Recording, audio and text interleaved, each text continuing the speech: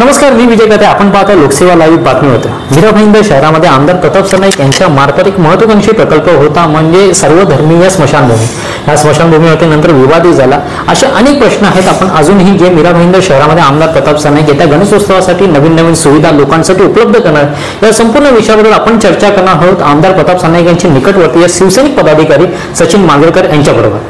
Sir नमस्कार, लोकसेवा बातमीपत्राच्या व्यासपीठावरती आपलं हार्दिक स्वागत. सर, आमदार प्रताप सरनाईक यांचा जो महत्त्वाकांक्षी प्रकल्प होता सर्वधर्मीय स्मशानभूमी, या गोष्टीमध्ये आपली महत्त्वपूर्ण भूमिका होती, कारण जे स्थानिक रहिवासी त्यांचा जो विरोध होता यांच्याशी तुम्ही मध्यस्थी होतात. आमदार प्रताप सरनाईक यांना ही पुरेपूर माहिती तुम्हीच पुरवता. काही गोष्टीचे आम्हालाही प्रश्न पडले, त्याचा आपण इथे खुलासा करणार. सर, हे स्थानिकांचा नक्की विरोध कुठल्या गोष्टीसाठी होता? मुळात प्रत्येक सोसायटीची माझी जेव्हा भेट व्हायची आणि अनेकांशी मी कन्व्हिन्स करण्याचा प्रयत्न करायचो, किंबहुना त्यांची मतं ही समजून घेण्याचा प्रयत्न करायचो, तर मला हे प्रकर्षाने खूप जाणवायचं की ह्यांना कोणतरी यांची शाळा वगैरे घेतलेली आहे, यांना टेक्निकल नॉलेज खूप होतं, कुठे कसं बनणार आहे, किती लांबी रुंदीचं बनणार आहे, सर्वसामान्य माणसांना इतकी माहिती नसते. सो एक अंदाज या गोष्टीचा होता की हे कुठेतरी राजकीय वळण या गोष्टीला लागत आहे. ह्या विषयावरती बोललं तर माझ्या आमदाराने आता ह्या विषयावरती पूर्णविराम लावलेला आहे, कारण माझा आमदार हा लोकांचं हित पाहतो. अगदी विजन विथ रिझन असा हा प्रताप सरनाईक साहेबांचं अष्टपैलू व्यक्तिमत्व आहे. आणि नेहमीच कुठेतरी भविष्याचा एक वेध डोळ्यासमोर ठेवून काळाची गरज बघून ते प्रत्येक विकास काम करत असतात. त्याचाच हा एक उत्तम असा एक प्रयोग होता की सर्वधर्मीय स्मशानभूमी. बरं, या व्यक्तीने नुसतं मीरा भाईंदरमध्ये याचा विचार न करता ठाण्यामध्ये सुद्धा हा प्रकल्प उभा करण्याचा प्रयत्न केला आणि आज तिथे प्रकल्प होतोय, त्याचं भूमिपूजन झालेलं आहे. इथे तर लोकांचं असं म्हणणं आहे की बाबा आमच्या घरासमोर ते येत आहे, कुठेतरी घरात कचरा नको. परंतु ह्या लोकांना मी सांगू इच्छितो की आदरणीय आमदार प्रताप सरनाईक साहेबांनी त्यांचा घोडबंदर रोडला जिकडे स्वतःचा रेसिडेन्शियल प्रोजेक्ट सुरू आहे, स्वतःच्या जमिनीवरती अगदी प्रोजेक्टच्या बाजूला ही तिथल्या लोकांची भविष्याची गरज, तिथल्या वाढत्या लोकसंख्येसाठी एक उत्तर म्हणून हा प्रोजेक्ट त्या ठिकाणी आणला आणि सुंदरसं काम त्या ठिकाणी येत्या काही काळामध्ये होईल आणि एक चांगली सर्वधर्मीय स्मशानभूमी लोकांना त्या ठिकाणी वापरायला मिळेल. आज हा नेता आहे, पण ठीक आहे, माझा आमदार नेहमी लोकांचा विचार करतात आणि लोकांचं हित कशामध्ये आहे, लोकांची आवड कशामध्ये आहे, लोकांना काय हवं आहे ते देण्याचा प्रयत्न करतात. नक्कीच हे कुठेतरी असं वाटतं की हे जे स्थानिक जे चालू होते, जे स्थानिक विरोध करत होते, याच्या पाठीमागे कोणतेही राजकीय वर्तुळ ऍब्सोल्युटली. कारण मी अनेकांशी बोललो, इथे ज्या ज्या लोक भेटायला यायची, अगदी बैठक व्हायचा, इथे कोणालाही आम्ही आमंत्रित करत नव्हतो. जी लोक आम्हाला विचारायचे की आम्हाला आमदारांशी बोलायचं, त्यांना स्पष्ट सांगणं असायचं की आमदारांचे दरवाजे खुले आहेत, तुम्ही कधीही कोणत्याही क्षणी आमदारांकडे जाऊ शकता आणि आमदारांशी बोलू शकता. अनेक लोक या ठिकाणी आले. शेवटची बैठक सुद्धा परवा या ठिकाणी झाली. साधारणतः बऱ्यापैकी संख्येने लोक या ठिकाणी होती. लोकांनी आपलं म्हणणं मांडलं आणि आमदारांना याचा ऑलरेडी कल आला होता. त्यामुळे आमदारांनी आधीच आयुक्तांच्या नावाने पत्र रेडी केलं होतं की बाबा हा प्रोजेक्ट लोकांना नको तर मला पण नको. पण याच्यामध्ये कुठेतरी असं आम्हाला सूत्रांच्या माहितीनुसार मिळालं की प्राणी मात्रांची कुठेतरी इथे नाराजी दिसत आहे. प्राणी मित्र जे आहेत, कारण इथे प्राणी जे मेलेल्या प्राण्यांसाठी पण त्यांनी एक जागा केली होती, पण ती आता कुठे मिळत नाहीये, तर त्यासाठी पण एक कुठेतरी असं दिसतंय मला. म्हणजे सर, माझ्याकडे आत्ताही या क्षणालाही सुद्धा 200-250 पेक्षा जास्त पत्र हे प्राणी मात्रांचे, जैन समाजाचे, हिंदू लोकांचे सुद्धा आहेत की त्यांना ही वास्तू, हा प्रकल्प इथे हवा होता. पण जसं तुम्हाला मगाशी म्हटलं की आमदार साहेब हे भावनिक आहेत, ते लोकांच्या भावनांची कदर करतात. त्यामुळे थोडीतरी मनावर दगड ठेवून ही गोष्ट आपण करून टाकली. प्राणी मात्रांचे फोन त्यानंतर मला खूप आले की सर आमचं काय, आम्ही काहीतरी आंदोलन घेतो, आम्ही पुन्हा एकदा या गोष्टीला हात घालतो. तर मी त्यांना हात जोडून विनंती केली की बघा, लोकांच्या हिताचा आमदार माझे पाहतात आणि बाकी राहिला तुमचा प्रश्न, तर भाईंदर पश्चिमेला हीच गोष्ट होणार आहे, तर कदाचित तुमची गरज आपण तिथे पूर्ण करू. सर नक्की, पण मला ह्या विषयामध्ये दुसरी बाजू अशी मांडायची की तिथे रस्ता आहे, जी जागा आहे त्या जागेवरती एका रस्त्याचा पुन्हा डेब्रिज टाकून रस्ता बंद केलेला आहे. दुसरी गोष्ट, अवैधप्रमाणे तिथे पार्किंग चाललेलं आहे. तर ही जी सुज्ञान नागरिक आहे जे स्मशानभूमीच्या विरोधामध्ये, तर समजा तिथे कुठला अनुसूचित प्रकार घडण्यासाठी इथे रस्त्यावरती का नाही उतरले? विजय सर, मला हाच प्रश्न खूप वेळा पडला आणि मी तिथल्या लोकांना हाच विचारला की ठीक आहे, खूप चांगलं वाटलं की तुमची एवढी अवेअरनेस आहे, एखादा प्रकल्प येण्याआधीच तुम्हाला कळतं. त्यांना एक प्रश्न मी विचारला की हायवेला जे लता मंगेश नाट्यगृह झालं तिकडे ते बनत आहे, बनणार आहे, याची मला कल्पना होती का? ते मला नाही, बनल्यानंतर जेव्हा कार्यक्रम व्हायला लागले मग आम्हाला कळलं की हायवेवरती एवढं मोठं नाट्यगृह आहे. म्हटलं मग जो प्रकल्प बनलाच नाही, कुठे सुरुवात नाही, तुम्हाला कसं काय कळलं की इथे मोठा प्रकल्प बनतोय? तर मला कळलं कुठे राजकीय शाळा वगैरे, ठीक आहे, असो, राजकारणाचा लोकांचा जो भाग आहे, प्रताप सरनाईकांना राजकारण हा प्रकार समजत नाही किंवा त्यात त्यांना इंटरेस्ट नसतो.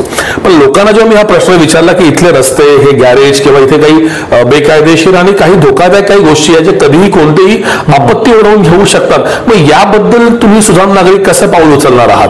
मग ते तेव्हा त्यांचं मौन होतं, त्यांचं चिडचूप होतं, कारण मे बी त्याची कार्यशाळा त्यांची घेतली गेली नव्हती की अशा प्रश्नाला कशी उत्तर द्यायची. तो मला अनुभव आला. नक्कीच, म्हणजे त्यांचा कुठेतरी अपूर्ण अभ्यास वाटत होता. त्यांचा अभ्यास त्या बाबतीत परफेक्ट केला होता. त्यांना बोलून व्यवस्थित शिकवलं गेलं होतं कसं बोलायचंय, काय बोलायचंय, किती बोलायचंय आणि कशावरती बोलायचंय. नक्कीच, आपण काही खऱ्या अर्थाने जो लोकांचं हित जपणारा असो तोच लोकनेता जो उत्तम उदाहरण आमदार प्रताप सरनाईक यांनी दिलं.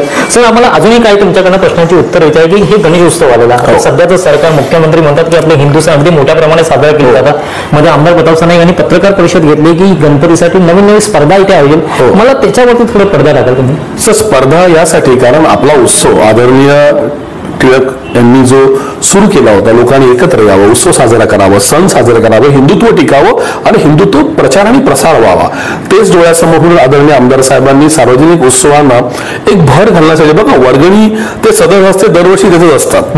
त्यांचं असं होतं की बाबा एक स्पर्धेच्या माध्यमातून त्यांच्यातली जी कला आहे, त्यांची सजावट आहे, किंबहुना त्या मंडळाची जी शिस्त आहे, मंडळाचे सार्वजनिक जे कार्यक्रम नुसते 10 दिवस नव्हे तर वर्षभर ज्या प्रकारे होतात, तिथली स्वच्छता, तिथलं एक वागण्याची पद्धती, थोड्या मोठ्यांना वागवण्याच्या पद्धती, तिथल्या आरत्या, तिथलं पूर्णपणे संगोपन, किंबहुना अगदी शेवटचं विसर्जन सुद्धा, या सर्वांचं आकलन करत त्याचा मोजमाप करत एक स्पर्धा घ्यायची आणि त्या मंडळाला गुण द्यायचे. आणि यासाठी आपण एक आत्ताच आमची थोड्यावेळी बैठक पण झाली, एक नॉन पॉलिटिकल टीम जी आमची आर्ट फेस्टिवलला काम करते, असं विविध क्षेत्रातली माणसं सरनाईक साहेबांनी निवडलेली आहेत. कोणी कलेचं आहे, कोणी क्रीडेचं आहे, क्षेत्रातली माणसं निवडून मग आम्ही त्याचं परीक्षण वगैरे करू आणि मग त्याला पहिलं बक्षीस 1 लाख रुपये विथ सन्मान चिन्ह, दुसरं बक्षीस 75,000, 50,000 आणि 25,000 अशी क्रमाने बक्षीस आहेत व 25 बक्षिसं ही 10,000 उत्तेजनावर आपण ठेवलेली आहेत. नक्कीच, ह्याच्यावरती एक दिग्दर्शक योग म्हणजे आमदारांच्या मार्फत जो आनंदाचा शिदा आहे तो प्रत्येक घोरपत जाऊन तुमचे कार्यकर्ते प्रत्येक व्यक्तीला देतात. त्याच्याबद्दल आपण काय सांगतात? गणपती बाप्पा मोरया, बाप्पाचा प्रसाद आपण त्याला म्हणूया, आमच्या आमदारांच्या भाषेत बाप्पाचा प्रसाद आम्ही घरोघरी देतो आहे. कारण हा सण आहे महाराष्ट्राचा सगळ्यात मोठा सण विजय सर, गणपती उत्सव. या उत्सवात लोकांचं तोंड गोड करणं ही आमच्या सगळ्या शिवसेनांची प्रमुखांची आमची भावना आहे. तर प्रत्येक शाखेच्या माध्यमातून हा गणपती बाप्पाचा प्रसाद घराघरात पोहोचतोय, लोकांचं तोंड गोड होत आहे आणि लोकही खूप आनंदित आहेत. कारण लोकांनी वेगळं वाटतं की बाबा आमच्या घरी कोणतरी पदाधिकारी शिवसेनेचा येतोय आणि तो प्रताप सरनाईकांच्या वतीने शुभेच्छा प्लस एक गोड शिधा आमच्याकडे घेऊन येतोय. आणि खूप सुंदर त्याला रिस्पॉन्स आहे, कौतुक चाललंय पूर्ण या 146च्या पट्ट्यामध्ये की इतकी सुंदर गोष्ट घडते. नक्कीच, मला याच्यामध्ये अजून एक गोष्ट म्हणजे तुम्हाला ऍड करावी वाटते प्रेक्षकांना की दरवर्षीप्रमाणे आमदार प्रताप सरनाईक गावी जाण्यासाठी यंदाही त्यांनी खूप मोठ्या प्रमाणामध्ये असतात. त्याच्याबद्दल काय खुलासा करा? मोठ्या प्रमाणात आपल्या मीराबंदरमध्ये चाकरमणी आहेत, कोकणातले आहेत, कोल्हापूर साताऱ्यातले आहेत आणि नेहमीच अगदी सणसुदीला बसेस फुल असतात, रेल्वे फुल असतात आणि मग कुठेतरी मोठा भूर्दंड खिशाला टाकून 10-15 हजाराचं भाडं भरून ही लोक प्रायव्हेट गाड्याने गावी पोहोचतात. तर हे इतकं परवडणारं नसतं सर्वसामान्य माणसाला. तर हाच विचार डोळ्यासमोर ठेवून या लोकांना सुलभरित्या अगदी गावी पोहोचता यावं, बाप्पाची मनोभावी सेवा करण्यात यावी म्हणून दरवर्षी किमान कमीत कमी 50 पेक्षा जास्त बसेसची सुविधा मोफत, अगदी मोफत प्रमाणात आपल्या शिवसेनेच्या माध्यमातून आदरणीय सरनाईक साहेबांच्या मधून केली जाते. आणि यावर्षी सुद्धा प्रचंड प्रतिसाद, लोक वाट बघतात की सरनाईक साहेबांच्या बसेसची घोषणा कधी होते आणि आम्ही कधी तिकीट बुक करतोय. आता उद्या म्हणजे साधारणतः 5 तारखेला संध्याकाळी 7 वाजता जेपी इथून सगळ्या बसेस रांगेत सुटतील आणि छानपैकी बाप्पासाठी गावी निघतील. म्हणजे नक्की एका शब्दाने सांगू शकतो की बाप्पाच्या आगमनाच्या अगोदर सगळ्यांच्या चेहऱ्यावरती हसून निघणार प्रश्नच नाही. बाप्पाच्या आगमनाच्या अगोदर सगळ्यांना एकच माहिती असतं प्रताप सरनाईक यावेळेला आम्हाला काय देत आहेत. गेल्या वर्षी तुम्हाला अगदी आवर्जून सांगेन, फार घाईघाईत लोक निघाली होती. सरनाईक साहेबांनी गावी गेल्यानंतर त्यांना जी पहिली प्राणप्रतिष्ठा असते ती सुरळीत करण्यात यावी, कुठेतरी शोधाशोध करायची आवश्यकता. प्रचंड पाऊस त्यावेळेला होता, अगदी पहिल्या पूजेचं सामान देऊन त्यांना बाप्पासाठी रवाना इथून केलं होतं.